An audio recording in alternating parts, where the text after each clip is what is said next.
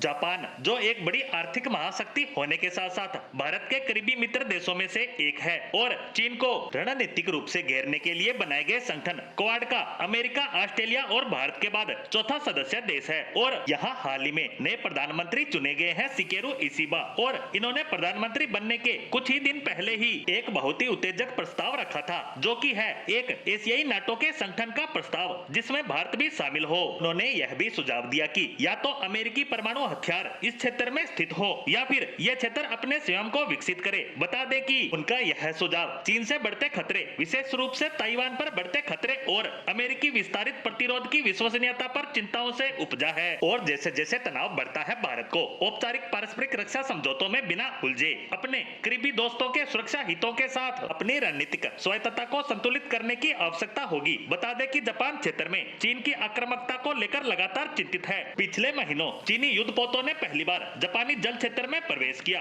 और उसके विमानों ने जापानी हवाई क्षेत्र का उल्लंघन किया, और जापान ने भी पहली बार ताइवान जल डमरू मध्य में अपने युद्धपोतों को भेजकर इसका जवाब दिया। चीन ताइवान के आसपास बड़ी संख्या में लड़ाकू विमान और युद्धपोतों की आवाजाही रखता है और दक्षिणी चीन सागर में चीन की नौसेना को परेशान करता है। इशिबा ने आशंका जताई है कि किसी भी समय युद्ध छिड़ सकता है। इसके अलावा रूस की उत्तर कोरिया के साथ आपसी रक्षा संधि है, साथ ही उसे परमाणु और मिसाइल तकनीक की आपूर्ति जापान की सुरक्षा चुनौतियों को बढ़ा रही है। और यह सब इसलिए सोचा जा रहा है क्योंकि अमेरिका इन सब में ज्यादा दिलचस्पी नहीं ले रहा है। उसके डुलमुल रवैये के कारण ही चीन की गतिविधियां दक्षिणी चीन सागर में बढ़ती जा रही है। हालांकि बाइडेन प्रशासन ने ताइवान के रक्षा के लिए अपनी प्रतिबद्धता की पुष्टि की है, लेकिन इसके बावजूद जापानी प्रधानमंत्री अमेरिका के भरोसे रहने की बजाय खुद को तैयार रहने की बात कह रहे हैं, जिससे जरूरत पड़ने पर आत्मरक्षा की जा सके। हालांकि ताइवान और भारत के इस तरह के किसी भी तरह के संगठन में शामिल होने की संभावनाएं नहीं है, क्योंकि ऐसा करने से वही संघर्ष भड़क सकता है, जिससे जापान और उसके सहयोगी टालने की कोशिश कर रहे हैं। जापानी प्रधानमंत्री इशिबा की दृष्टि इस तथ्य को नजरअंदाज करती है कि एशियाई नाटो को औपचारिक रूप देने से